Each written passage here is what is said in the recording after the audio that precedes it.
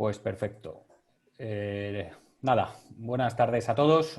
Soy Joaquín Verdasco, coordinador de formación continua de la Cámara de Comercio de Madrid. Bienvenidos a todos de esta manera virtual al webinar sobre resolución y cumplimiento de contratos en base a la declaración del estado de alarma de este puñetero COVID-19. Y nada, pues lo que os decía, este tipo de webinar la Cámara los ha puesto en marcha desde el inicio de esta crisis con el principal objetivo de dotar tanto a los alumnos del Instituto de Formación Empresarial como a los empresarios, a todos aquellos profesionales de aquellas técnicas, herramientas, habilidades y claves que os ayuden a poder gestionar mejor el día a día, tanto a nivel profesional como a nivel personal en estos momentos tan difíciles. Durante la sesión de hoy vamos a contar con la participación de Jesús Carrasco, socio del área de Derecho Procesal de Broseta Abogados, y con Adolfo Maillo, socio y fundador de Adolfo y Maillo Asociados y miembro de Legal Talks. En ellas vamos a conocer los efectos del estado de alarma en los contratos y la resolución y cumplimiento de estos mismos en base a esta declaración.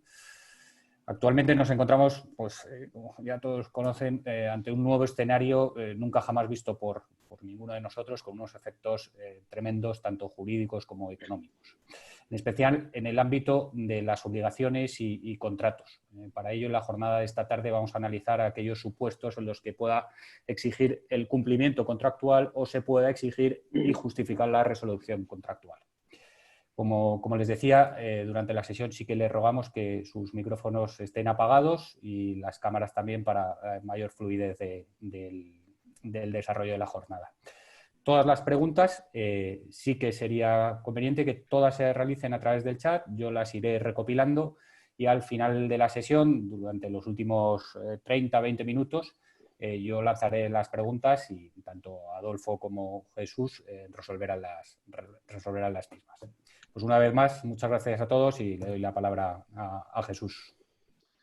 Hola, ¿qué tal? Buenas tardes. Muchas gracias, Joaquín, y muchas gracias a la Cámara y a Lisde también como cooperador en la organización de este evento por darnos la oportunidad de compartir con todos vosotros nuestro punto de vista sobre un tema de tan intensa actualidad. Nos hemos repartido la ponencia de esta tarde entre Adolfo Maillo y yo en dos bloques. El primero será el análisis de los supuestos en los que se pueden exigir el cumplimiento contractual y el segundo, Adolfo, posteriormente nos ilustrará sobre los supuestos en los que se puede exigir y justificar la resolución del contrato. Por lo que a mí se refiere, os voy a plantear tres bloques el desarrollo de los supuestos.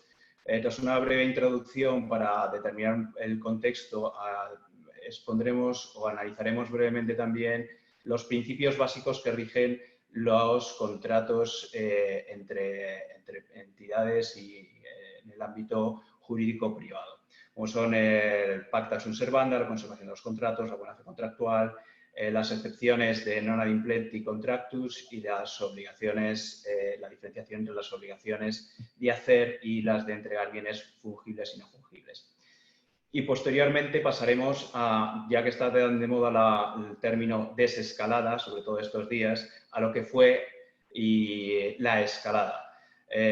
Analizando la situación justo antes de la entrada de la declaración de estado de alarma, lo que sucedió con la declaración del estado de alarma y los posteriores normas que han afectado al cumplimiento y a la exigibilidad del cumplimiento de los contratos.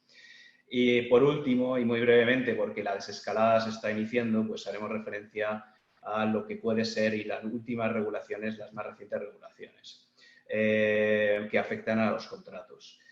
El contexto jurídico, y es lo que quería referir en primer lugar, nos vamos, tanto Adolfo como yo, a referir a las relaciones jurídico-privadas. Por lo tanto, no vamos y excluimos expresamente de cualquier referencia a la contratación pública, a los contratos con las administraciones públicas, a las relaciones laborales, que seguro que son objeto de otros webinars organizados por la Cámara. Vamos a centrarnos también en este ámbito de las relaciones jurídico-privadas, en las relaciones entre empresarios, con muy sucintas referencias a los consumidores y usuarios. Y lo que vamos a ofrecer son unas pautas generales, no un análisis de cada caso concreto, porque esencialmente cada caso concreto será necesario analizar el contenido del contrato que esté afectado por la exigibilidad o el cumplimiento o la resolución, de manera que vamos a ofreceros y a compartir con vosotros lo que son unas pautas generales de actuación. Iniciando con los principios básicos, no podemos olvidar que en nuestro derecho, en nuestro ordenamiento jurídico privado, existe un principio esencial y es que los contratos son obligatorios. Es el principio pacta sunt servanda y está recogido en diversos artículos, en muchos artículos del Código Civil.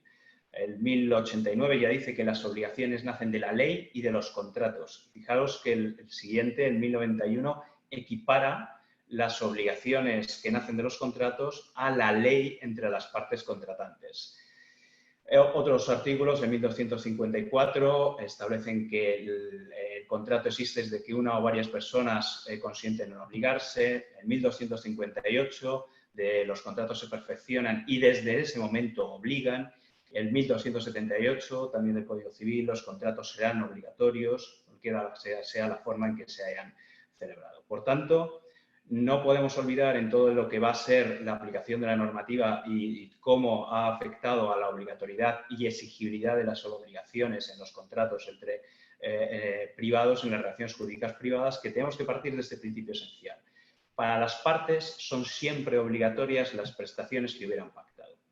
Otro principio básico esencial es la conservación de los contratos. Está regulado en el artículo 1284 del Código Civil, en el sentido de que las cláusulas de un contrato se deben entender en el sentido más adecuado para que produzca efecto, y lo ha reiterado en muy distintas sentencias el Tribunal Supremo. La conservación de los contratos se erige como un auténtico principio de información en nuestro sistema jurídico.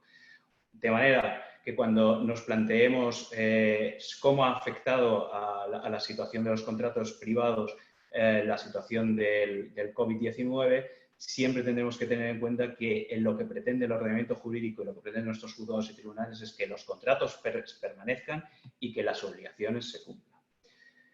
Principio esencial, y sobre todo en estos tiempos difíciles, es la buena fe contractual. ¿Por qué? Porque va a haber que negociar entre las partes. Y recordad que el artículo 7.1 del Código Civil ya establece que los derechos deben ejercitarse conforme a las exigencias de la buena fe. Y más adelante, el artículo que veíamos antes, el 1258, dice que los contratos no se obligan a lo que establezcan las partes, sino que obligan también a todas aquellas consecuencias que sean conformes a la buena fe. De manera que cuando, y como vamos a ver en muchos otros supuestos, las propias regulaciones dictadas por el Gobierno no hayan solucionado, no hayan dado una solución legal al supuesto que nos encontremos, de si se puede cumplir o no, exigir el cumplimiento o moderar el cumplimiento de las obligaciones que nos afectan, tendremos que acudir a este principio de la buena fe.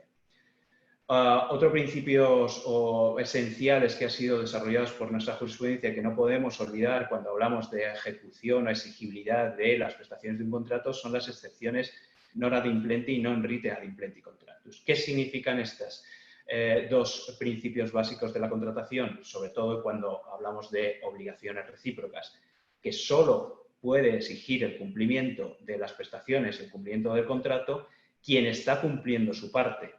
De manera que quien pretende el cumplimiento pero no ha cumplido su prestación nunca va a poder exigir el cumplimiento de la parte contraria o si ha incumplido parcialmente o de forma defectuosa.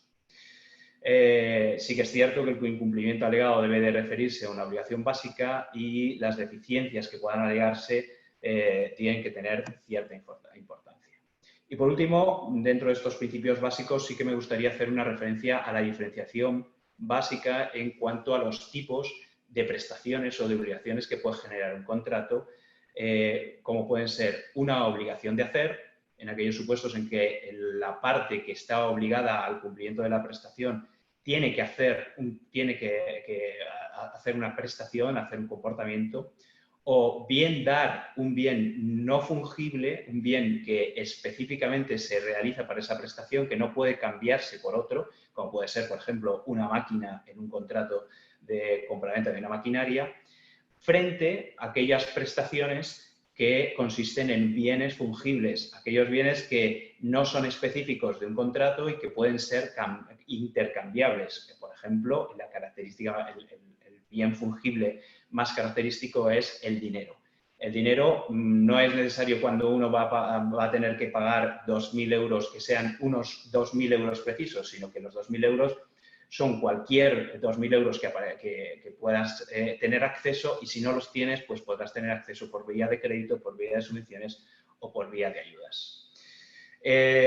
Vistos estos principios básicos, vamos a ver cómo se ha ido a analizar las situaciones que se producen en los contratos con la escalada del estado de alarma. En la situación previa al estado de alarma, ya vimos en las semanas justo anteriores a la declaración que determinadas empresas sufrieron ya las consecuencias de la epidemia en China, que se estaba produciendo en China, de manera que se vieron afectados por la falta de suministros.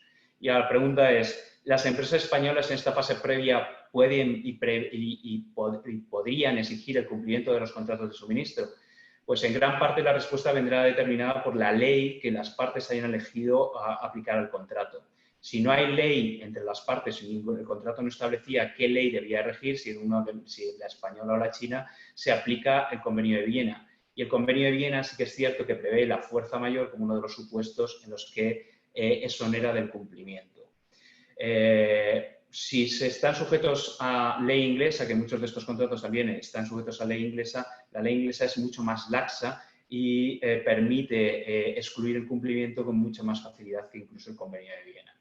Y la ley española, pues ahora seguidamente veremos los supuestos en los que podemos alegar o qué características o qué figuras jurídicas podemos alegar para intentar no cumplir o cumplir en una medida más moderada el contrato que nos crea dificultades. Sí que es cierto que las empresas chinas, el gobierno chino, las autoridades chinas están emitiendo unos certificados que acreditan la imposibilidad de cumplimiento de estas obligaciones. Ciertamente estos contratos, estos certificados no tienen una validez significativa, no tienen una validez internacional, pero estamos viendo que algunas cortes internacionales donde ya se están planteando arbitrajes sí que están dando validez y están exonerando el cumplimiento de las obligaciones. Del mismo modo, las empresas españolas que se vieran afectadas ya en ese momento por la falta de suministro de materiales y no pudieran fabricar, no pudieran cumplir con sus compromisos, podrían alegar esta fuerza mayor o esta doctrina rebus sic stantibus, que inmediatamente en el siguiente apartado vamos a ver en qué consiste y cómo podrían aplicarse sobre estos contratos que fueran exigibles en cuanto al cumplimiento.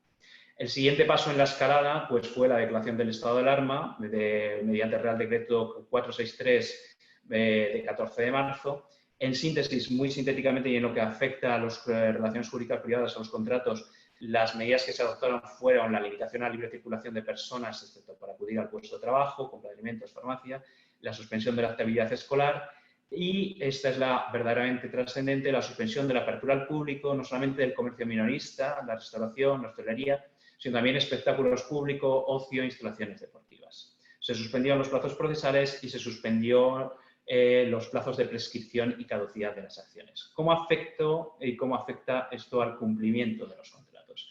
Pues bien, lo primero que tenemos que apreciar es que en ningún supuesto, en ningún apartado de ese Real Decreto de declaración del estado de alarma se estableció la suspensión de los términos o de los plazos legales o convencionales para el cumplimiento de las obligaciones surgidas de los contratos. Es decir, los contratos seguían, en principio, siendo exigibles y cualquiera de las partes podía exigir su cumplimiento.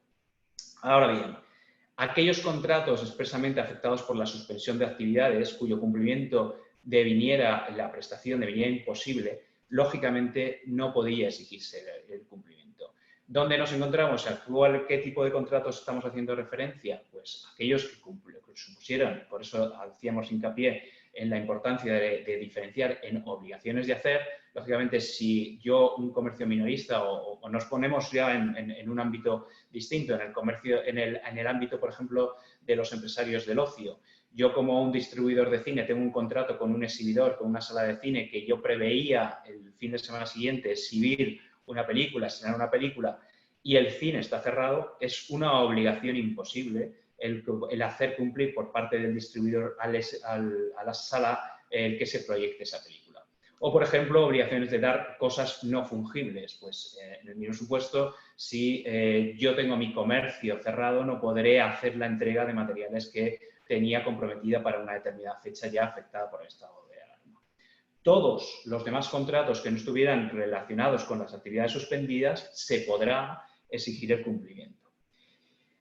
¿Y qué fundamentos podríamos aplicar para que no sea exigible el cumplimiento de un contrato afectado? Pues, como os comentaba, por un lado, la imposibilidad del cumplimiento del objeto del contrato por ilicitud de la causa. O sea, podríamos aplicar los artículos 1272 y 1275 del Código Civil y los que comentaba antes, la fuerza mayor y la doctrina rebus sic stantibus.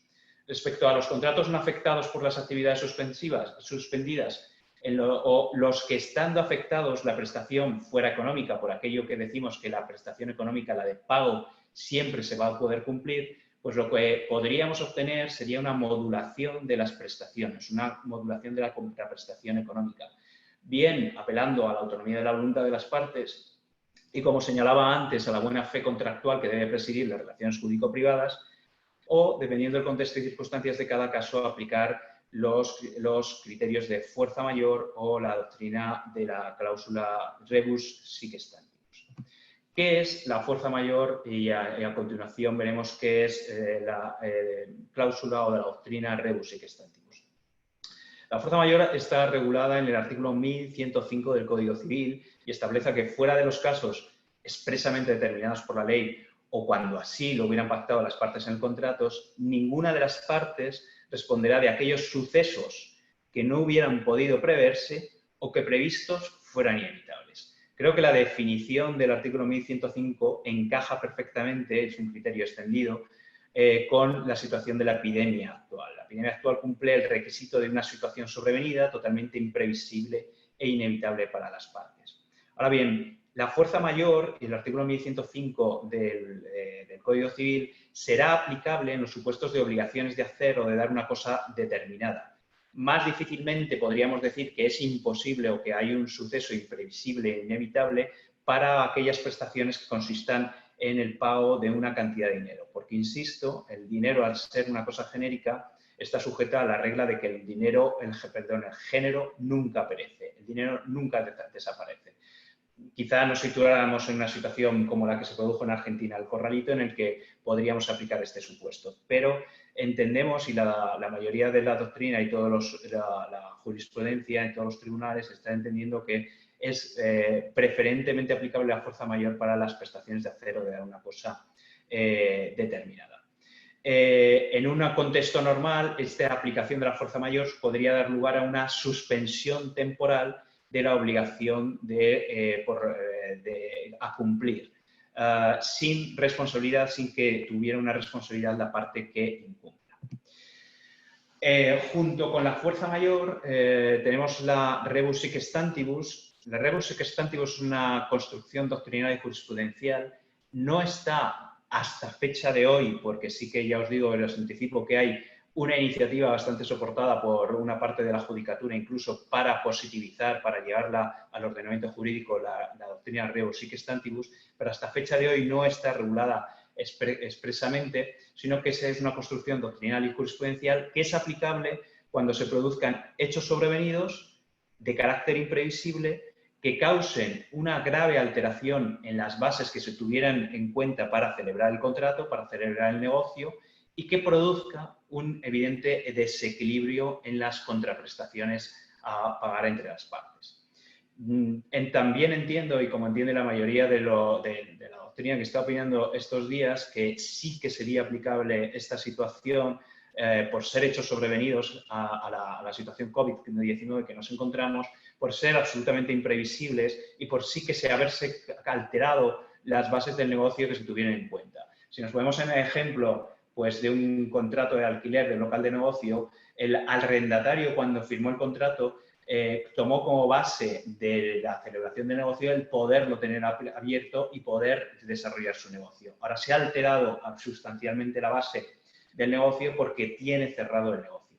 Y se produce un evidente desequilibrio en las contraprestaciones, porque si obligamos al arrendatario a pagar la prestación, a pagar la renta, estaría pagando o estaría cumpliendo la totalidad de su contraprestación, de su prestación, a cambio de no obtener la suya, a cambio de no obtener la posibilidad de abrir su negocio. Bueno, lo que sí que es cierto que esta doctrina es muy restrictiva. El Tribunal Supremo la ha apreciado en muy pocas ocasiones. El Supremo en repetidas ocasiones ha señalado que la aplicación es sumamente restrictiva, excepcional, y la ha calificado como una cláusula peligrosa y de admisión cautelosa. ¿Por qué? Pues porque esencialmente se carga el principio de pacta sub servanda, de cumplimiento, de obligación de cumplimiento de los contratos que hemos visto anteriormente, que es la base del ordenamiento jurídico privado, de las relaciones jurídico-privadas. Pero también hay sentencias que han sostenido expresamente que sería de aplicación en el caso de producirse un fenómeno de economía capaz de generar una grave mutación o trastorno de las circunstancias y, por tanto, alterar las bases sobre las cuales la iniciación y el desarrollo de las relaciones contractuales se habían establecido. Por tanto, entendemos que sí que sería un supuesto claramente aplicable a la situación en la que nos encontramos. Esencialmente serviría para modular las obligaciones de pago de contraprestaciones económicas afectadas por las medidas del Gobierno, es decir, para, de alguna forma, que la prestación económica que hubiera que pagar la parte que obligada al pago, pues se viera modulada, reducida en alguna forma si no se ha llegado a un acuerdo por la parte. Y sí que es cierto que el Tribunal Supremo, por ejemplo, en sentencias, una muy famosa que fue la primera en aplicarla para la crisis anterior, por ejemplo, llevó a cabo una revisión de la remuneración en un contrato de publicidad que, como consecuencia de la crisis, a pesar de que la parte obligada era una empresa importante con conocimiento del mercado y la otra parte era una empresa municipal de transporte, en concreto fue una empresa municipal de transporte de Valencia. Igualmente, pues podría entenderse que en aplicación o como fundamento en esta doctrina podría considerarse, por ejemplo, un contrato de arrendamiento como suspendido y, por tanto, suspendida la obligación de pago de renta. Seguimos en la escalada y la siguiente resolución, por su importancia y por la afectación que tuvo, sobre todo en la economía española, fue la orden del Ministerio de Sanidad del 19 de marzo, que supuso la suspensión de la apertura al público de los establecimientos turísticos, hoteles, alojamientos turísticos y campings. Se permitió la prestación de determinados servicios de mantenimiento y vigilancia y el cierre fue en el plazo de 7 días, salvo que ya se hubieran quedado sin clientes. ¿Cómo afectó esto a los contratos relacionados con ese sector de actividad? Pues obviamente la imposibilidad de exigir el cumplimiento de aquellas prestaciones que se hubieran pactado y que estuvieran a cargo de las instalaciones hoteleras. Estamos hablando de los mayoristas o incluso de un empresario que tuviera concertado un evento. Es imposible que posteriormente a esa orden y al cierre de los hoteles y las instalaciones hoteleras exigir ese cumplimiento. Se podrá moderar la obligación y aplazar en el tiempo conforme a una negociación o en aplicación de las reglas rebus sic stantibus. Y otra forma importante que afectó a este tipo de contratos fue pues porque en estos supuestos, la mayoría de las ocasiones, la propiedad del edificio corresponde a una empresa y el empresario que explota el hotel tiene un contrato de arrendamiento. Lógicamente, en una situación en la que no se podía explotar el hotel, el arrendatario, el explotador, que tenía que pagar que sí sigue teniendo que pagar esa renta, se ve en una situación de que el propietario puede exigir el cumplimiento del pago y que como única alternativa pues le correspondería pues aplicar o bien las cláusulas de fuerza mayor o la doctrina rebus sic stantibus que antes hemos analizado. Un paso siguiente en la escalada fue el Real Decreto Ley 10/2020 de 29 de marzo.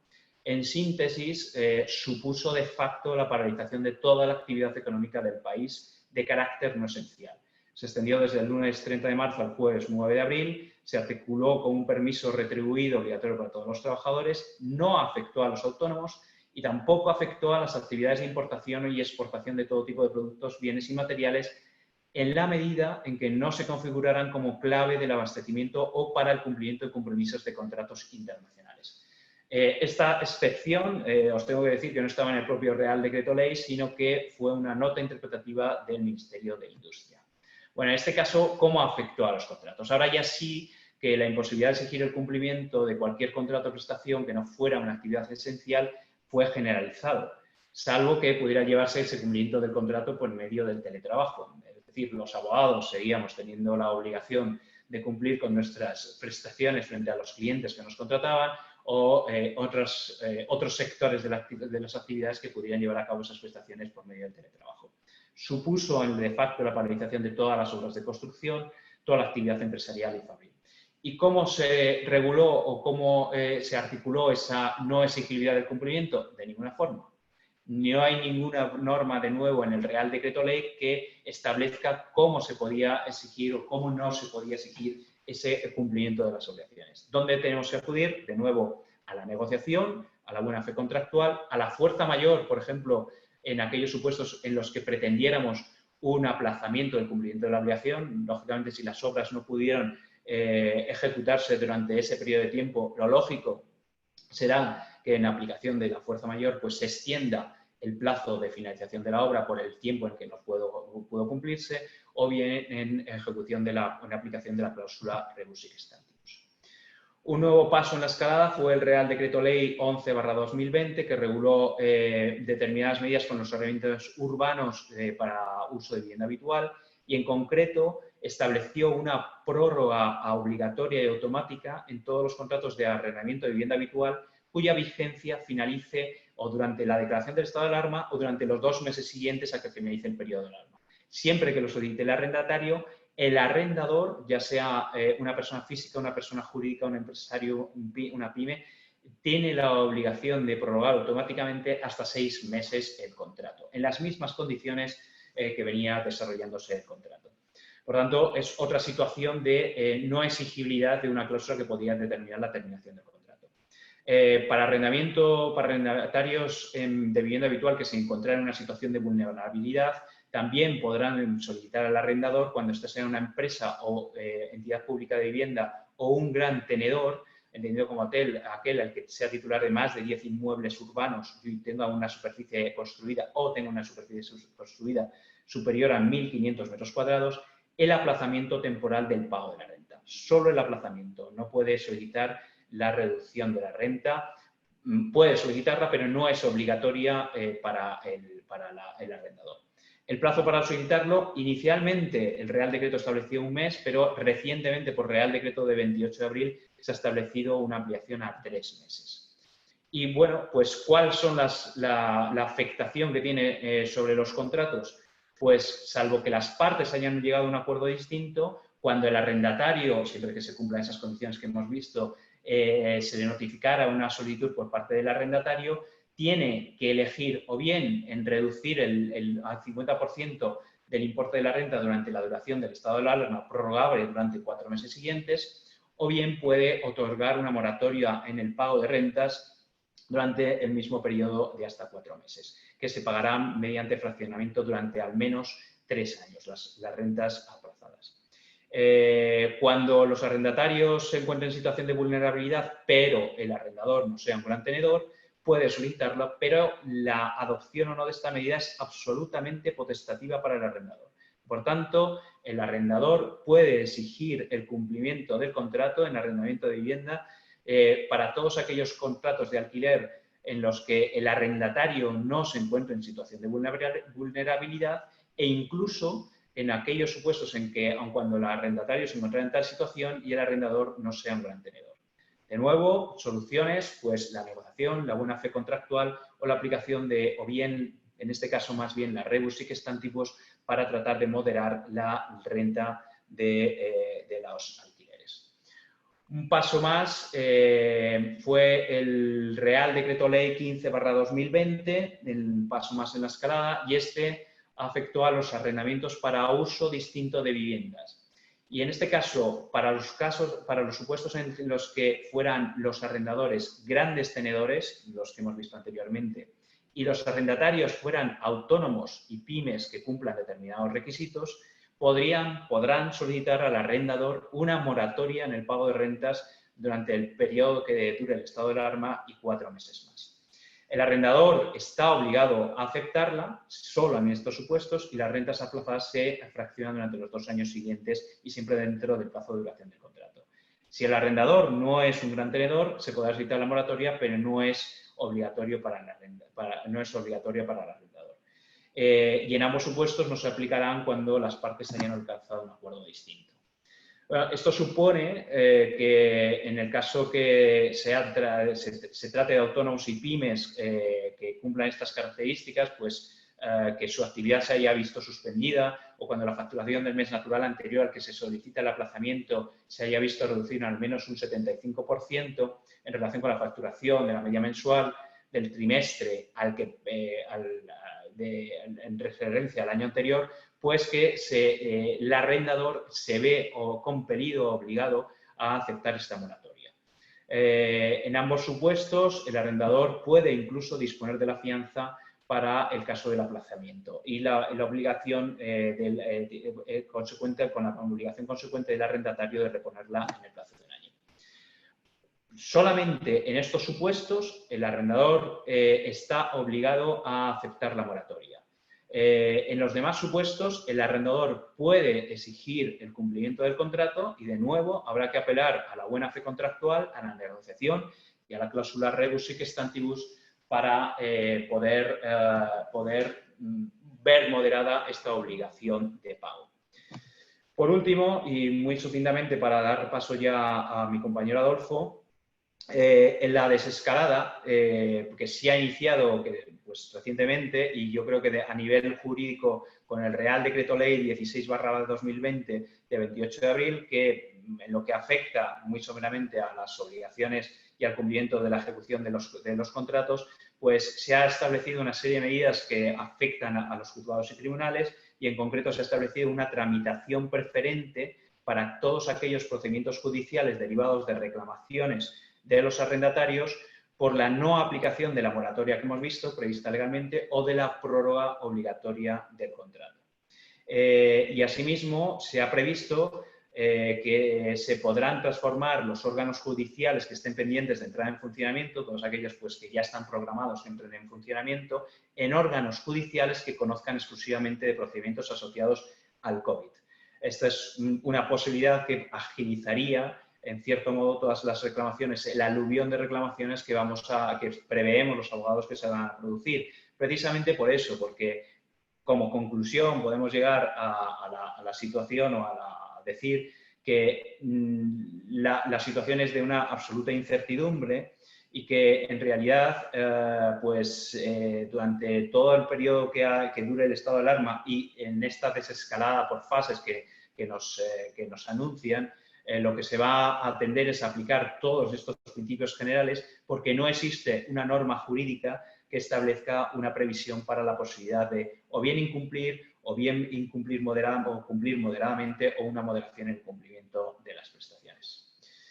Pues sin más, os agradezco la atención y dejo la palabra a mi compañero Adolfo Maillo que continúa con la exposición de la jornada de hoy. Muchas gracias. Hola, buenas tardes. Mi agradecimiento primero a la Cámara de Comercio de Madrid por brindarme la oportunidad de participar en este foro virtual y en una fecha tan señalada que de no ser por la pandemia sin duda hubiera perdido audiencia este foro por estar ustedes disfrutando de un maravilloso puente que sin duda sería bastante más divertido de lo que les ha hablado Jesús y de lo que les voy a hablar yo. A mí se me ha asignado la ponencia sobre la resolución de los contratos a consecuencia del COVID-19 y también, como Jesús, lo primero que quiero es acotar el sentido de mi exposición centrándome solamente en los contratos civiles y mercantiles y dentro de estos en los bilaterales como obligaciones recíprocas, dejando al margen, como ya ha dicho Jesús, porque no hay tiempo y además porque no es nuestra especialidad los contratos laborales y los contratos administrativos. Como se ha explicado anteriormente muy bien la escalada y la desescalada a través de la diversa normativa que ha dictado el Gobierno. El esquema de mi ponencia lo voy a intentar hacer más simple, aunque haya que profundizar en algunos conceptos jurídicos que pueden resultar un poco áridos. Primero, voy a tratar de dar una pincelada rápida sobre lo que es la resolución contractual y los efectos de la misma. Seguidamente voy a analizar también, pero desde la perspectiva de la resolución del contrato, el caso de fuerza mayor y la cláusula rebus sic stantibus en relación con la pandemia, haciendo referencia al contrato de arrendamiento y a su posible resolución al estar expresamente regulado en el Real Decreto 15/2020, pero para no reiterar lo que ha expuesto Jesús, me voy a centrar simplemente en el contrato de arrendamiento para uso distinto del de vivienda afectado por la normativa. Y por último, veremos sucintamente la posibilidad de resolver los contratos suscritos por empresarios y consumidores como consecuencia del estado de alarma, posibilidad que se contempla en el artículo 36 del Real Decreto 11/2020. Bien, comenzando ya por la primera de las cuestiones, ¿qué sí que supone la resolución de un contrato? Pues en términos que se pueda entender por todo el mundo, la resolución es un supuesto de ineficacia sobrevenida de un contrato que en principio es perfectamente válido y eficaz, supone la extinción del pacto y tiene como consecuencia inmediata la devolución de las prestaciones y en su caso la indemnización de daños y perjuicios causados. La resolución puede operar por el incumplimiento de una de las partes en los contratos con obligaciones recíprocas o bilaterales, habilitando a la parte cumplidora a que pueda exigir el cumplimiento del contrato en sus propios términos o la resolución del mismo. Aunque ello no se haya pactado en el propio contrato, se deriva de lo dispuesto en el artículo 1124 del Código Civil, que es la condición resolutoria implícita, aunque también puede pactarse en supuestos que conlleven a la resolución del contrato a través de una condición resolutoria expresa inserta en el mismo en virtud del principio de la autonomía de la voluntad. La forma de instar la resolución, salvo en determinados contratos como el de compraventa de inmuebles, puede ser cualquiera no exigiéndose una comunicación formal. O sometida a una forma determinada, mejor dicho. Si las partes no se muestran conformes con la resolución del contrato, habrá que acudir a los tribunales y serán estos quienes determinen la corrección o incorrección de la resolución instada extrajudicialmente y sus consecuencias. Por lo tanto, atendiendo a estos principios de negociación de buena fe que ha expuesto Jesús, si no se ponen las partes de acuerdo, tendrá que ser el tribunal el que decida sobre si es correcta o incorrecta, como he dicho, la resolución. En nuestro caso, nos vamos a alejar de los supuestos resolutorios típicos basados en incumplimientos o cláusulas resolutorias expresas y vamos a analizar si la pandemia a través de los institutos jurídicos de la fuerza mayor o de la cláusula rebus sic stantibus son causas habilitadoras para poder resolver el contrato.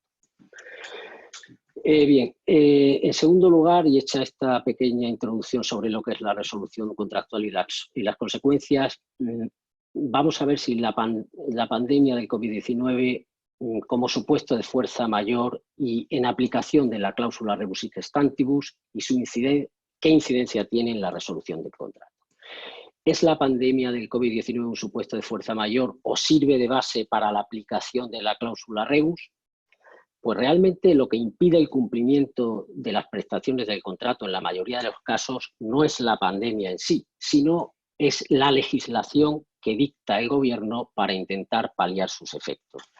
Es la que nos ha mostrado Jesús en la escalada y desescalada y no voy a incidir en ella porque la ha explicado perfectamente. En este sentido, podríamos plantearnos, y es un tema interesante, si un cambio legislativo puede suponer un supuesto de fuerza mayor o de aplicación de la cláusula rebus, porque el Tribunal Supremo, en sentencia de 18 de julio de 2019, determinó que un cambio legislativo es siempre previsible y, por tanto, choca con el requisito de imprevisibilidad que caracteriza tanto la fuerza mayor como la cláusula rebus.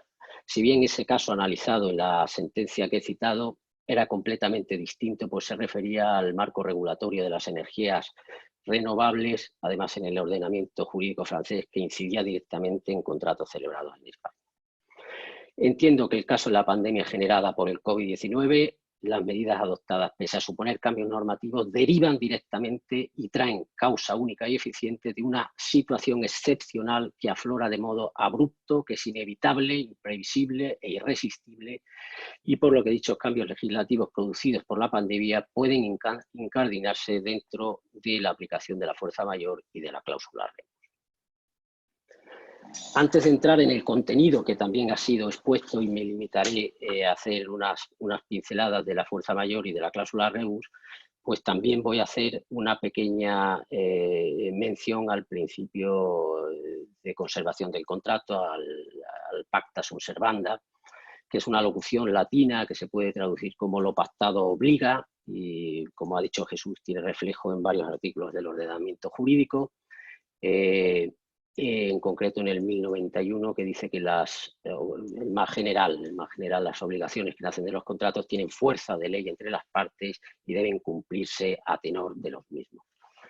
Por lo tanto, en principio, ninguna de las partes podrá solicitar la resolución si no se frustra totalmente la finalidad del contrato, lo cual va a suceder en casos muy excepcionales. Por lo tanto, la resolución del contrato, salvo que esté previamente pactada o sea aplicable por disposición legal, como veremos en el último apartado de esta ponencia, va a ser el último recurso, cuando no exista otra posibilidad de adaptar el contrato y de modular las prestaciones. El principio de conservación del contrato es un principio general y es el que, a mi entender, ha querido adoptar el Gobierno a través de la normativa dictada para intentar paliar los efectos de la pandemia y fundamentalmente la contenida en los Reales Decretos 11 y 15 de 2020. Este principio general de conservación del contrato y la resolución del mismo como última ratio se ha adoptado también en la propuesta para la modernización del derecho de obligaciones y contratos preparada por la Comisión General de Codificación, que propone la siguiente redacción para el artículo 1213 del Código Civil. Si las circunstancias que sirvieron, aquí inserta la cláusula rebus, si las circunstancias que sirvieron de base al contrato hubieran cambiado de forma extraordinaria e imprevisible durante su ejecución, de manera que ésta se haya hecho excesivamente onerosa para una de las partes o se haya frustrado el fin del contrato, el contratante, al que, atendidas las circunstancias del caso, especialmente la distribución contractual o legal de los riesgos, no le sea razonablemente exigible que permanezca sujeto al contrato, podrá pretender su revisión, y si esta no es posible o no puede imponerse a una de las partes, podrá aquel pedir su resolución. La pretensión de resolución solo podrá ser estimada cuando no quepa obtener de la propuesta o propuestas de revisión ofrecidas por cada una de las partes una resolución que restaure la reciprocidad de interés del contrato. Por lo tanto, esta cláusula rebus, que como ha dicho Jesús, está referida al ámbito jurisprudencial, aunque está en otros ordenamientos, parece ser que puede pretenderse que en una futura reforma legislativa se incluya en nuestro Código Civil.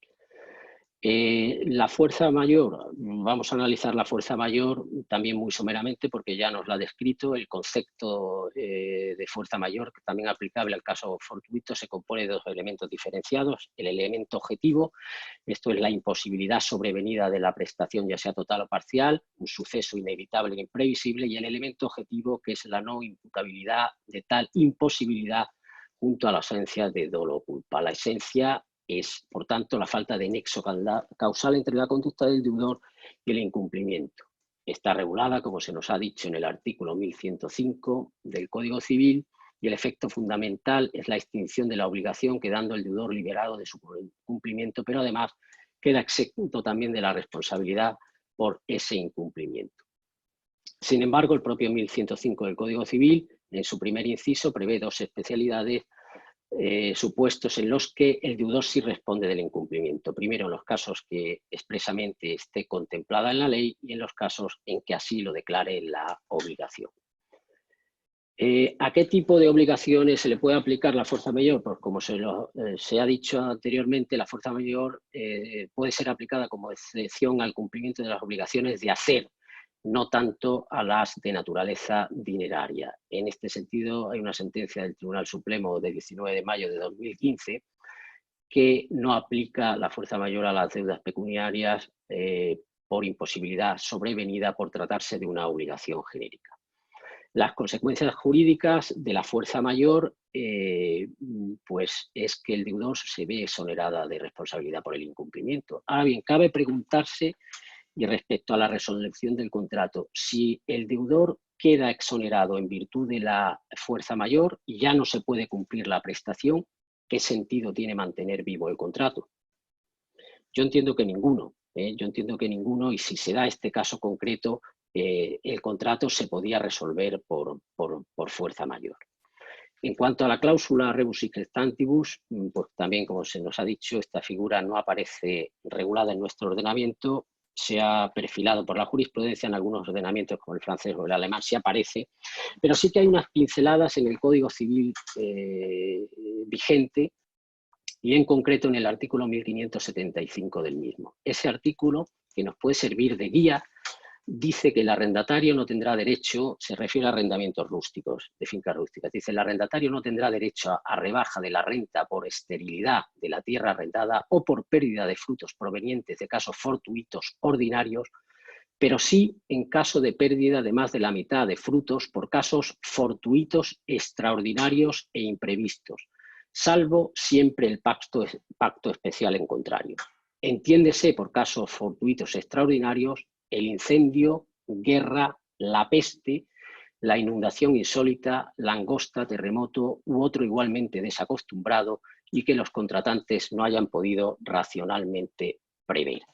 Por lo tanto, aquí tenemos, ya digo, un indicativo, aunque una redacción bastante obsoleta, refiriéndose naturalmente a otros tiempos. También tiene reconocimiento expreso la cláusula rebus en los textos internacionales y en especial en los principios de derecho europeo de la contratación, que inspiran directamente nuestro derecho interno, como ha dicho la sentencia del Tribunal Supremo de 9 de enero de 2012. En concreto, el artículo 6.1 dice, relativo al cambio de las circunstancias, que las partes tienen la obligación de negociar una adaptación de dicho contrato o poner fin al mismo si el cumplimiento del contrato resulta excesivamente gravoso debido a un cambio de circunstancias, siempre que dicho cambio de circunstancias haya sobrevenido en un momento posterior a la conclusión del contrato, en términos razonables. En el momento de la conclusión del contrato no hubiera podido preverse ni tenerse en consideración el cambio acaecido, y a la parte afectada en virtud del contrato no se le puede exigir que cargue con el riesgo de un cambio de circunstancias. La cláusula supone la posibilidad de modificar el contrato cuando se ha producido un cambio en las circunstancias que había en el momento de su firma y supone una alteración sustancial de las condiciones del contrato. Su finalidad es restablecer el equilibrio de las prestaciones y, como ya creo que sobra el hacer, aunque las voy a citar simplemente, las características que tiene la aplicación de la cláusula rebus sic stantibus para luego ver si es factible con base a ella la resolución del contrato. Bueno, pues es la alteración extraordinaria, entendemos que la pandemia del COVID lo es desproporcionada y exorbitante, también lo es una circunstancia imprevisible, creo que también lo es, y no existe un medio para remediar y salvar un perjuicio, al menos ahora en este momento. No cabe duda que es una situación insólita, hay que remontarse al año 1918, a la mal llamada gripe española, hay que cuidar la marca España para encontrar un caso igual. Hay dos sentencias, una de ellas de 30 de junio y 15 de octubre de 2014, que flexibilizan, suponen un punto de inflexión en la aplicación de la cláusula rebus. Una de ellas se ha referido Jesús, que es la del contrato de publicidad de Valencia, que efectivamente se abre un poco el abanico a la restricción que suponía la aplicación de esta cláusula. Recientemente, y en un momento bastante inoportuno, se ha dictado una por el Tribunal Supremo el 6 de marzo de 2020, que parece excluir de la aplicación de la cláusula a los contratos de corta duración al quedar amparado dentro del propio riesgo de este contrato. Pero eso es una cuestión.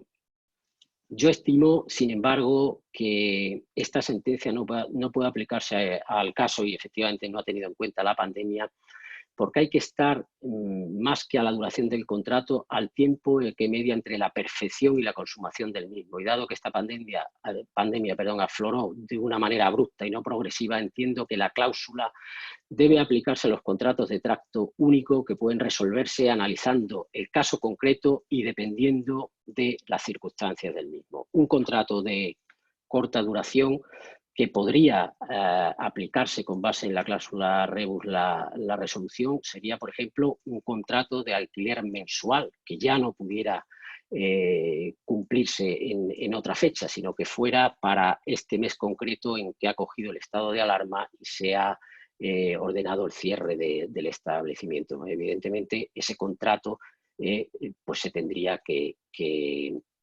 resolver bien por la fuerza mayor o en aplicación de la cláusula rebus, porque ya no se puede cumplir la prestación.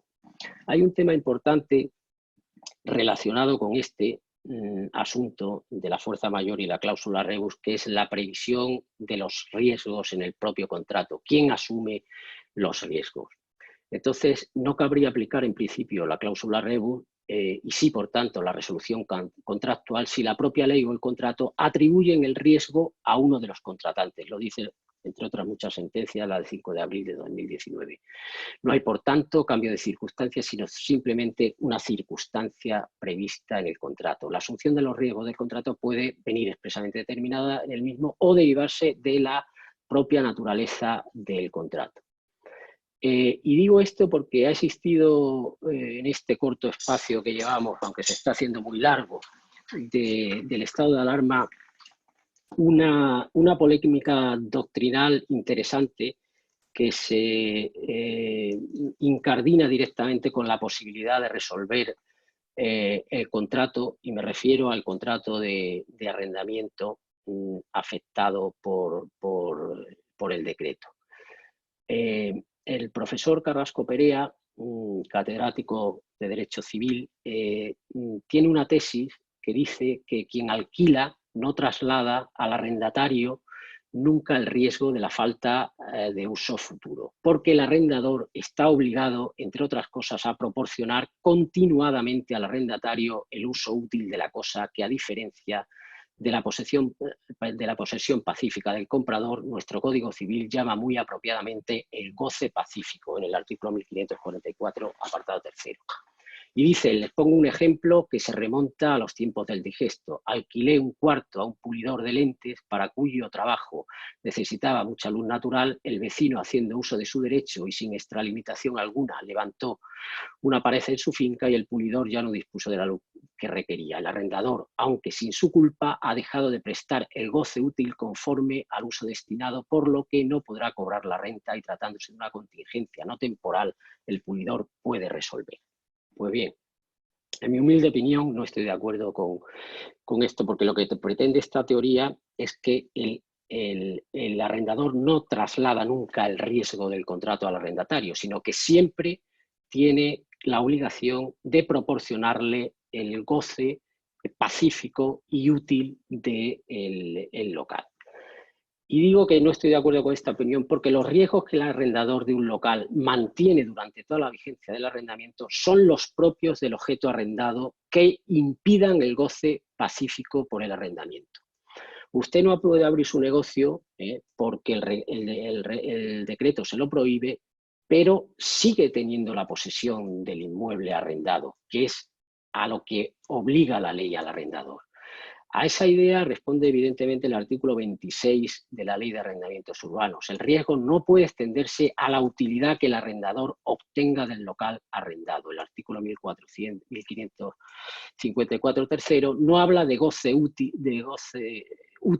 pero ello no significa que garantice el rendimiento que pueda obtenerse al local. Por lo tanto, yo entiendo que el riesgo en este sentido del cierre obligatorio sí se traslada al arrendatario y que el arrendatario está obligado a pagar la renta en principio.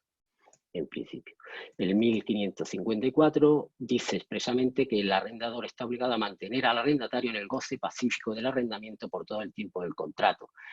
Y esta es la tesis que parece haber adoptado el gobierno, porque si el arrendador no es un gran tenedor de inmuebles, como nos ha dicho Jesús, parece además que esto afectaría a un 96% de los arrendadores, ya que solo un 4%, según mis datos, lo son, está obligado al pago de la renta previa a una negociación, porque si no paga se le puede resolver el arrendamiento por falta de pago de la renta. Además, hay una cuestión de índole procesal. Si alguien no paga, el arrendador puede dictar un procedimiento de desahucio. Y ese procedimiento de desahucio tiene muy limitadas los motivos de oposición. Y entre ellos, que yo sepa, no figura la fuerza mayor. Por lo tanto, el decreto 15/2020 y respecto a los arrendamientos para uso distinto a vivienda, en su artículo 2.2, impone, digamos, un deber de negociar al arrendador con el arrendatario, pero si no llegan a un acuerdo, la obligación de pago subsiste. Lo único es que también, si hay acuerdo, lo que se le permite al arrendador es disponer de la fianza, que normalmente estará depositada en una cámara de la propiedad de alguna autonomía, y que solo alcanzará, según la ley de arrendamientos urbanos, a 2 mensualidades para poderse resarcir. Pero insisto, si no llegan a un acuerdo las partes, el contrato en principio por falta de pago se podría resolver y el artículo 440 de la ley de enjuiciamiento civil, en este caso permitiría, si no se ha hecho ya, una inervación de la renta, pero si se ha hecho, pues daría lugar al desahucio y a la posible resolución del contrato. Bien, por último, voy a tratar la posibilidad de resolver los contratos suscritos por empresario con los consumidores a raíz del artículo 36 del Real Decreto Ley 11/2020. Bien, aunque reza la exposición de motivos, la sección tercera en concreto de este Real Decreto como medidas de protección de los consumidores, yo entiendo que esto no es exactamente así. No es exactamente así porque más que una medida de protección a los consumidores, este artículo lo que da es un balón de oxígeno porque alarga los plazos para poder resolver el contrato y da un balón de oxígeno al empresario que se ve afectado por este tipo de situaciones. Y ello es así porque voy a tratar los 3 primeros párrafos del artículo 36, dejando al margen el supuesto de los viajes combinados, porque no ha lugar a ello en esta ponencia. Esta norma, insisto, no supone, pese a lo que pueda parecer en un principio, dado su enunciado, una protección añadida al consumidor para facilitar la resolución de los contratos suscritos con el empresario, que no puede cumplir debido a las medidas adoptadas por el Gobierno como consecuencia de la pandemia. Sino parece ser que, como he dicho antes, lo que hace es retrasar la posibilidad de resolver. El ámbito de aplicación de la norma se circunscribe tanto a los contratos de tracto sucesivo como a los contratos de tracto único suscritos entre empresarios y consumidores, siempre que el cumplimiento resulte imposible por el empresario como consecuencia de las medidas adoptadas por el Gobierno. ¿Tiene el consumidor el derecho a resolver el contrato en todo caso? Pues yo tengo mis dudas y entiendo incluso que no, que solo podrá resolverlo cuando se lo permitan las normas generales. O sea que este artículo no crea un nuevo motivo de resolución. Por ejemplo, entiendo que no se podrá resolver el contrato si no se le entrega al consumidor una vivienda en el plazo pactado como consecuencia de las medidas adoptadas para paliar la pandemia, salvo que ese plazo se entienda o se haya transcrito en el contrato como carácter esencial y frustre el fin del contrato. No puede resolver el consumidor, además, si no ha intentado llegar a un acuerdo con el empresario dice el decreto, el artículo 36, durante un plazo de 60 días para buscar una solución distinta que satisfaga a ambas partes. Aquí se me plantean varias dudas porque ese plazo de 60 días yo entiendo que no es un plazo ni de prescripción, ni de caducidad, ni por supuesto un plazo procesal.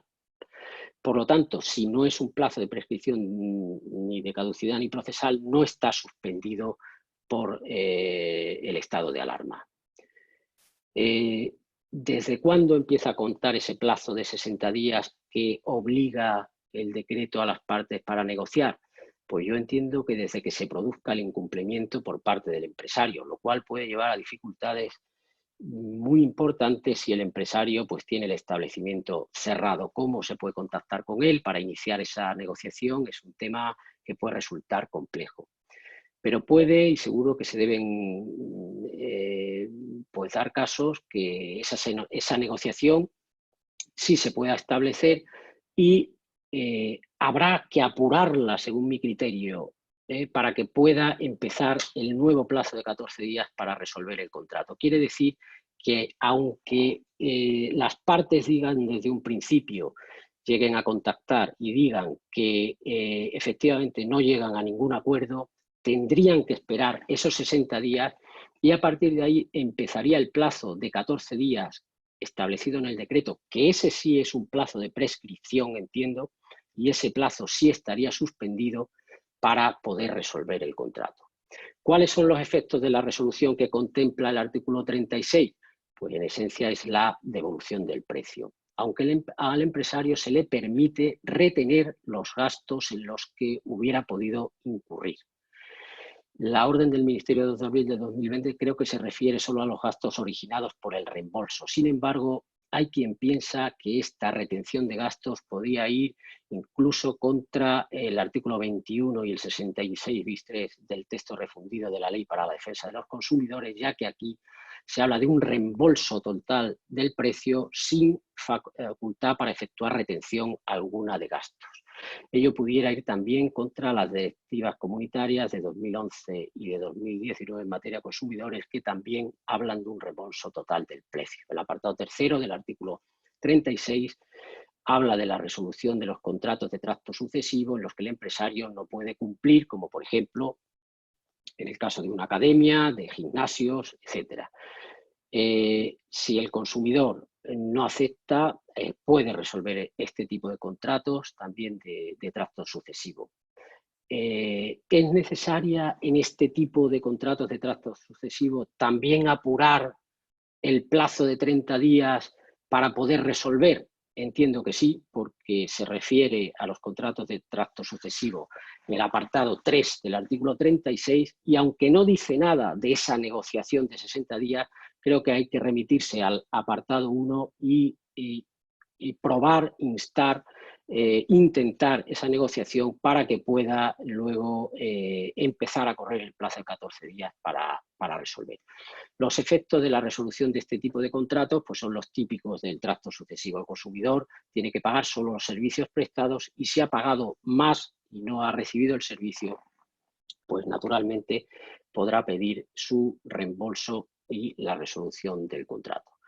Por lo tanto, y ya para terminar, a modo de resumen, pues yo también creo que se aplican a la resolución contractual por el COVID-19 por los principios que antes hemos dicho, fundamentalmente el principio de la buena fe, y habrá que estar primero a intentar, por la teoría general del contrato, que el contrato se mantenga.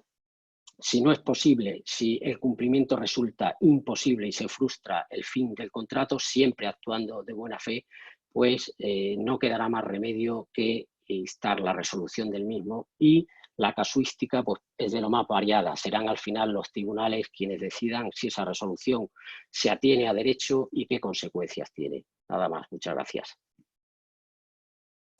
Muchas gracias, Adolfo. Si queréis, vamos a dar paso a las preguntas, que son muchas y variadas. Vamos a intentar contestar la mayoría de ellas. Va a ser difícil contestar todas, pero bueno, vamos a intentarlo. Si queréis, empiezo lanzando preguntas y bueno, vais viendo quién las contesta. La primera pregunta es, ¿no están paralizados y colapsados los juzgados? ¿Qué hay de los anteriores procesos? Concursos de acreedores, segunda oportunidad, etcétera. ¿Qué significa la relajación que va a realizar el Gobierno a la ley concursal? Bueno, si quieres comienzo yo, Jesús. Bueno, es un tema que realmente no es objeto de ninguna de las ponencias. Y además ha sido muy reciente la cuestión que ha incidido sobre la ley concursal, ¿no?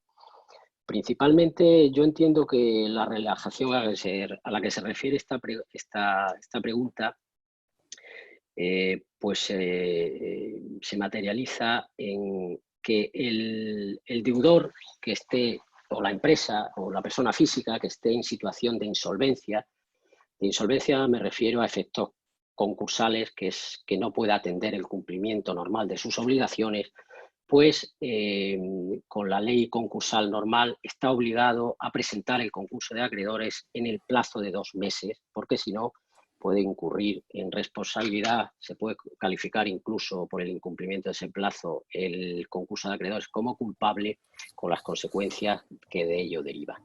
Pues bien, se ha adoptado una medida en el que el deudor no tiene la obligación de presentar concurso, aunque esté en estado de insolvencia, hasta el 31 de diciembre de 2020. Esa creo que es una medida de relajación, no de los juzgados, sino de la normativa concursal, para que no haya una avalancha de concursos de acreedores cuando se restablezcan los plazos procesales. Perfecto, pues continuamos, si os parece, con la segunda pregunta, que es ¿qué pasaría con la moratoria solicitada en el pago del alquiler de un local de negocio? En este caso es un restaurante. Si en el momento de la solicitud cumplía el requisito de cese de actividad al 100%, sin embargo, a mitad de mayo se prevé la reapertura parcial del negocio.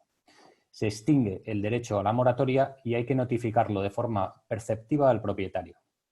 O se aplicaría por analogía el artículo 2 del Real Decreto 15 de 2020, es decir, requisitos para las actividades que no se vean directamente suspendidas.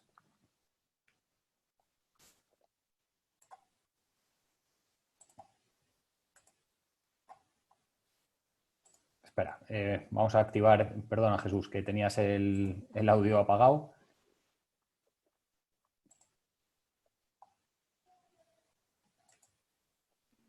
Vale, ahora, gracias. Ya lo tienes. Nada.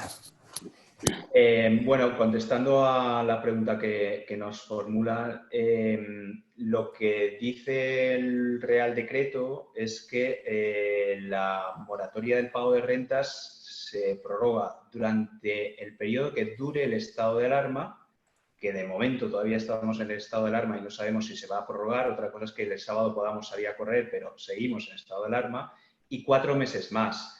Es decir, que sin la desescalada se puede abrir parcialmente un comercio, como todavía estará incluido, se puede abrir parcialmente un comercio, por ejemplo, el 15 de mayo, como todavía estará incluido en ese plazo de 4 meses más a partir de la finalización del estado de alarma, sí que podría ser aplicable la moratoria, siempre que lo solicitara el arrendatario. O sea, la moratoria no se va a acabar automáticamente por el hecho de que se puedan abrir el 30% de las terrazas, sino que a solicitud del arrendatario podrá durar todo lo que dure el estado de alarma, que todavía estamos, y 4 meses más. Perfecto. Vamos con la tercera pregunta. ¿Y las audiencias provinciales que han celebrado ya su reunión para debatir y resolver sobre un pleito en segunda instancia y aún no han dado traslado desde hace mes y medio a abogado y a mediador concursal? ¿Es normal? Yo creo, Joaquín, que esta pregunta se ha colado de otra ponencia. Pues no tiene nada que ver con No el tiene nada que ver, ¿no? trabajo. Vale, pues nada, continuamos. Me gustaría hacer la consulta sobre los contratos de los locales de alquiler. En caso de que el contrato se había firmado en febrero, justo antes del estado de alarma, pero debido a las restricciones nunca se pudo adaptar el local para ponerlo en funcionamiento. Aparte, considerando que aún no está permitido abrir los restaurantes, el local nunca se ha utilizado para su fin. ¿Se podría extinguir al arrendador a rescindir el contrato? es más de Adolfo. Sí, hombre, ahí es lo que hemos dicho de en qué momento se trasladan los riesgos al arrendatario, ¿no? Esa sería el arrendador en principio está obligado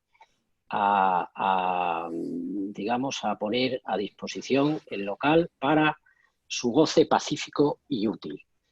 Ahora bien, claro, si se ha permitido realizar unas obras al arrendatario en el contrato y esas obras pues todavía no se han empezado o todavía no se han finalizado y por lo tanto no se ha podido abrir el local, yo creo que el riesgo, pero es una opinión, es una opinión, yo creo que el riesgo ya está trasladado al arrendatario, ya está trasladado. Es lo mismo, supongamos, bueno, pues que el arrendatario tenga que obtener una licencia de apertura para un establecimiento de ocio. Eso no es una cuestión que le incumba al arrendador. En ese sentido, estaría el riesgo trasladado y el que obtenga o no la licencia de apertura del establecimiento es una cuestión ajena y que en una situación normal, y según mi opinión, no estaría para la obligación de pago de la renta que tiene el arrendatario. Perfecto. Siguiente pregunta es, para un acuerdo realizado a través de propuesta aprobada en B2B, en el caso de un valor pagado como adelanto para un servicio de montaje en un evento, con la cancelación del evento, ¿cuál sería la práctica legalmente correcta? 1. Mantener el dinero como crédito para ser utilizado futuramente. O 2. La devolución, si se reclama, es obligatorio que se haga. Bueno, como práctica legalmente correcta, no hay ninguna. Como hemos dicho, el problema que se suscita ahora es que lo primero que habrá que hacer es negociar y aplicar la buena fe contractual. Y yo lo que haría en este caso es tratar de negociar. Y si se va a celebrar el evento en un momento posterior o otro evento con esta misma sociedad, sí que se podría negociar, y yo lo veo viable, en lugar de resolver el contrato, pues aplazar el evento, bueno, el evento es por supuesto, pero aplazar el cumplimiento de esa prestación y dar un plazo para el cumplimiento del contrato. De manera que, pues, sería más o menos la primera opción. Se mantendría el dinero como un crédito para ser utilizado futuramente y de forma que el cumplimiento del contrato se vería aplazado. Si no se va a producir ese evento nunca, si no va a poderse celebrar en un futuro, no va a haber otra relación contractual, creo y entiendo que ahí, Adolfo, corrígeme, sí que podría darse una posibilidad de resolución del contrato y devolución del importe. Sí, estoy de acuerdo con Jesús, porque, claro, si es un evento para una fecha determinada que no se pueda reanudar, que no se pueda celebrar en otra fecha, pues claro, se frustra el fin del contrato completamente. Y en ese sentido entiendo que sí, que se podría resolver devolviendo el dinero pagado.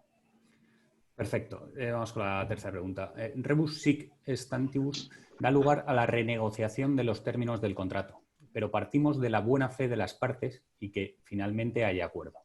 Si una de las partes se niega a la renegociación y no se da imposibilidad, sino una excesiva onerosidad, ¿cuál sería la solución a la crisis contractual? ¿Incumplimiento? ¿Moderación judicial, llegando incluso a una resolución por sentencia?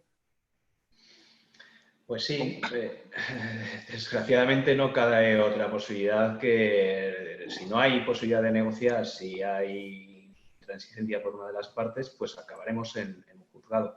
¿Qué dictará el juez? Pues es posible que en aplicación de esa rebus sic stantibus una moderación judicial de la prestación. Pero sí, habrá que acabar en una sentencia. Perfecto. ¿Qué es lo que se entendería como ajustado a la buena fe en caso de un contrato de arrendamiento de una actividad esencial, por ejemplo, un despacho de abogados, ¿Sería apropiada una bonificación parcial de la renta o sería más ajustado pactar solo una moratoria? Hombre, eso habría que ver. Entiendo que habría que estar al caso concreto. Al caso concreto es complicado, ¿eh? Es complicado, digamos, resolver qué medida sería la más justa, la más adecuada y la más acorde, no con la buena fe, partiendo de la base que las dos partes han negociado de buena fe, sino con la equidad. Yo creo que ese tema sería una cuestión que tendrían que ponerse de acuerdo sí o sí las partes, porque dejarlo en manos de un juez pues podría ser bastante más complicado.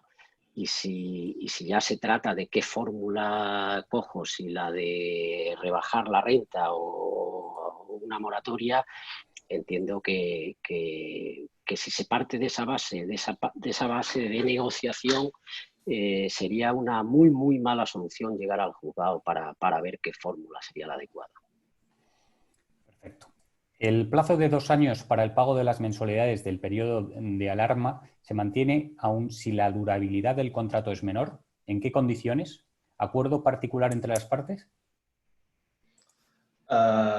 Exactamente. El Real Decreto establece que si el contrato, la duración del contrato que resta por cumplir es menor a 2 años, el plazo se reduce a eso que quede por cumplir.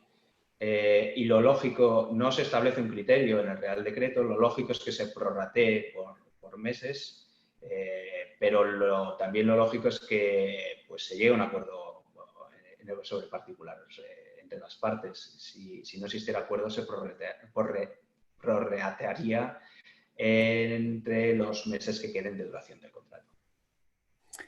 Perfecto.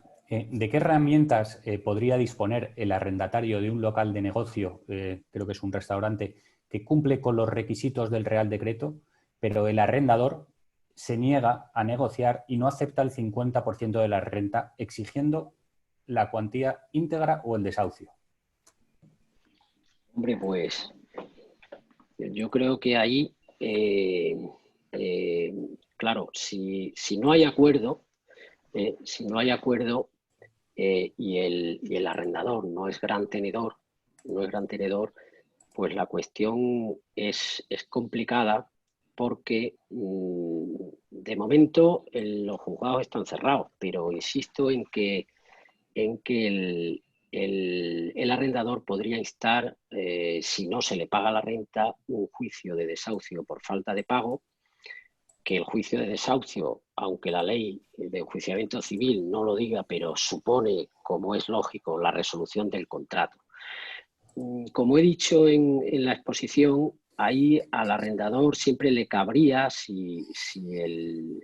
al arrendatario, si el arrendador tiene esa postura tan transigente de no querer llegar a ningún acuerdo y exigir sí o sí las mensualidades de renta e insta a un juicio de desahucio, tiene la posibilidad de enervar pagando la renta. Claro, en este tipo de juicios, son juicios sumarios, que además, como he dicho también en la ponencia, solo cabe pues la excepción de pago prácticamente. Entonces, yo ahí habría que darle una vuelta, pero ahí yo intentaría pagar para mantener el contrato y luego, mediante un juicio declarativo, intentaría que se me aplicara la cláusula rebus para intentar una rebaja de la renta. O sea, intentaría, digamos, poner una contención a que no me pudiera resolver el arrendador el contrato y luego, si no llego a un acuerdo con él en la modulación de la renta por la aplicación de la cláusula rebus, pues tendría que instar un juicio declarativo para que se me modulara la renta en atención a las circunstancias. Muchas gracias. ¿La moratoria solicitada a un gran tenedor correspondiente a un local comercial podría aplicarse con retroactividad? Es decir, ¿qué ocurre con las rentas de marzo y abril si ya se han pagado? En principio y por disposición del Real Decreto no hay retroactividad. si ya se han pagado, se mantiene ese pago. Lo que establece el Real Decreto es para las rentas venideras. Pero es en principio, volvemos a lo que durante todo este rato venimos comentando Adolfo y yo: buena fe, autonomía de la voluntad, negociación, y estas serían las claves. Perfecto. Seguimos por aquí. Respecto a la necesaria resolución en caso de fuerza mayor, una aclaración en la situación concreta de España. El COVID pasará en algún momento, por tanto, es previsible que en un futuro próximo desaparezca la imposibilidad. En este caso, solo cabría suspender el cumplimiento, salvo que concurran los requisitos para la resolución del incumplimiento. Hombre, yo entiendo que sí. He intentado expresarlo en la ponencia. Yo creo que la resolución del contrato es la última ratio, es el último recurso. Hay que intentar mantener el contrato precisamente porque la pandemia sí o sí va a ser una cosa pasajera. Se va a encontrar una vacuna, esperemos que sea lo antes posible, y esto va a pasar. Por lo tanto, en principio, y por la teoría general del mantenimiento del contrato que hemos reiterado ya esta tarde en varias ocasiones, y dado que es un evento, la pandemia, que va a pasar, afortunadamente, en principio no cabe la resolución automática. Ahora bien, sí que hay determinados casos en los que, digamos, no se puede llevar a un paso más adelante cuando pase la pandemia las prestaciones del contrato, sino que debían cumplirse en un momento determinado y se frustra el fin íntegro del contrato. En ese caso, como he intentado expresar con un ejemplo anteriormente, supongamos que, para ser más concretos, que alguien ha alquilado un balcón para ver, no sé, las procesiones de Semana Santa de Sevilla. Pues eso es un acto muy concreto que, aunque pase la pandemia, ha pasado y se ha frustrado. En ese sentido, entiendo que sí cabría resolver el contrato y devolver las prestaciones. ¿Consideras que un contrato de compraventa con arras podría ser resuelto, con devolución de arras, con fundamento en cláusulas rebus sic stantibus por COVID? Hombre, no solo me he referido al contrato de arrendamiento, un contrato de compraventa, si se dan las circunstancias que he dicho anteriormente, pues también se podría resolver. Ahora, es más difícil. ¿Por qué? Pues precisamente por lo que indicaba la pregunta anterior.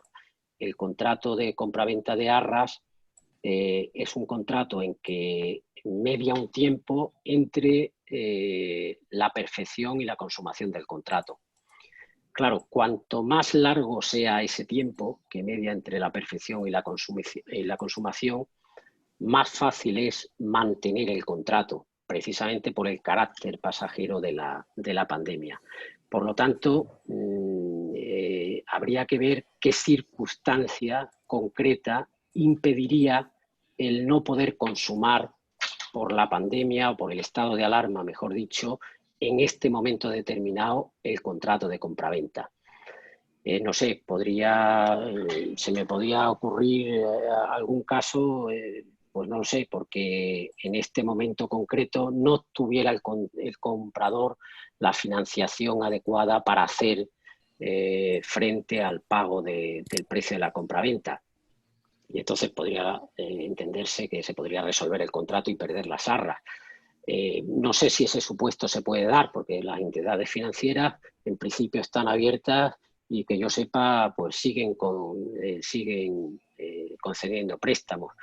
Hombre, lo que no se podría quizás es otorgar la escritura pública para consumar el contrato de compraventa, porque los notarios restringen su actividad a cuestiones urgentes y muy concretas, pero yo creo que eso no sería una causa eficiente para resolver el contrato, porque siempre estaría esa justificación y se podría consumar y otorgar la escritura pues más adelante, cuando se levante el estado de alarma. Perfecto. Siguiente pregunta. Mi empresa de restauración actualmente da servicio a un hotel, cafetería, restaurante y eventos. Quisiera saber, ¿puedo exigir las rentas? Según la cláusula Redus o la fuerza mayor sobre los consumidores, las señales entregadas para eventos ¿tienen derecho a devolución? Bueno, pues el supuesto que plantea no es ninguno de los contemplados expresamente en los reales decretos que hemos analizado, de manera que se regiría por los principios generales de exigibilidad de la prestación.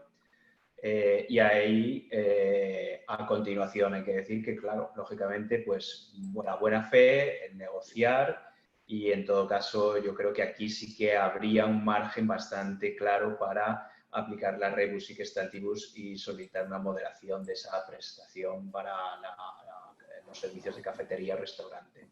Respecto a la segunda parte de la pregunta sobre si los consumidores y usuarios que han pagado señales hay que devolvérselas, las señales de los eventos, pues es un poco lo que venimos diciendo, ¿no? Si el evento se aplaza, se suspende o se va a celebrar en un momento posterior, pongámonos en una boda que se aplaza de aquí pues a 6 meses, pues no habría por qué devolver esa señal si es un simple aplazamiento, que es lo que daría lugar a una aplicación de una cláusula de fuerza mayor, por ejemplo. Si el evento, pues porque ya la pareja no quiere casarse o porque han decidido que no quieren hacer la vida en común, pues se va a cancelar, pues es lógico que sí que tuvieran derecho a la devolución de esa señal. Perfecto. Siguiente pregunta. Si las partes pactan en un arrendamiento de local de negocio la suspensión del contrato o la resolución del mismo, ¿se devengaría el IVA? Tengo entendido que las condonaciones, la agencia tributaria en las inspecciones exige el IVA. Bajo mi punto de vista personal, entiendo que la clave está en la posesión del inmueble, como señalaba anteriormente Adolfo. Yo la verdad es que no soy fiscalista y es una pregunta Sí. eminentemente de derecho tributario. No tengo en mi despacho otros socios que saben mucho más, pero yo sinceramente no la puedo contestar ahora. Perfecto. Si os parece, la última pregunta ya para finalizar es un poco también para que opinéis vosotros. Además, nos viene muy bien a colación porque nosotros tenemos un centro de mediación. Esta persona pregunta, ¿qué opinión les merece a los ponentes la mediación como medida de resolución de los conflictos que puedan surgir por esta crisis? Pues una excelente medida. Hemos hablado, Adolfo y yo, de la buena fe, de la posibilidad de negociar, pero cuando las partes se encierran y no es posible por la intransigencia, porque no pueden llegar a un acuerdo, pues nada mejor que iniciar un procedimiento de mediación. Mucho mejor, mucho más ágil que ir a un arbitraje o una jurisdicción que, tal y como nos van a salir los juzgados de esta crisis, pues van a tardar muchísimo tiempo en resolverlo. Yo, en mi opinión, creo que la mediación es una muy buena medida y una muy buena solución para estos supuestos.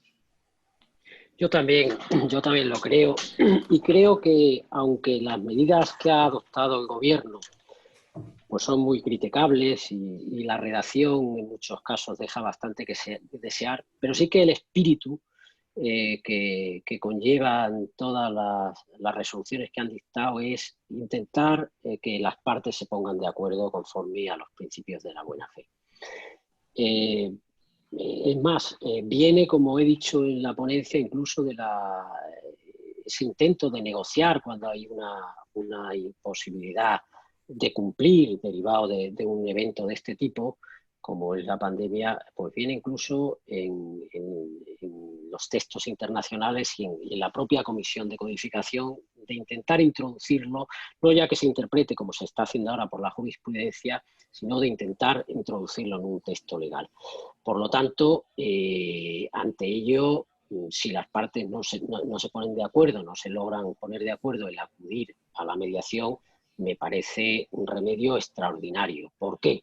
Pues porque los juzgados, pues ya sabemos que funcionan lento. La justicia llega, pero llega tarde, son costosos. Y ahora esperemos que no sea así, pero mucho me temo que lo va a ser, va a haber un colapso importante en los juzgados. Por lo tanto, acudir a un remedio extrajudicial que sea equitativo siempre será bienvenido. Perfecto, pues nada, agradeceros tanto a Jesús como a Adolfo vuestra magnífica exposición y agradecer a todos los asistentes una vez más la participación en estos webinars que está poniendo a disposición la Cámara en estos momentos tan complicados que seguramente vamos a superar brevemente. Y nada, verles en próximos webinars o en próximas actividades que desarrolle la Cámara. Muchas gracias a todos. Muchas gracias a vosotros. Hasta luego. Gracias. Hasta luego. Hasta luego.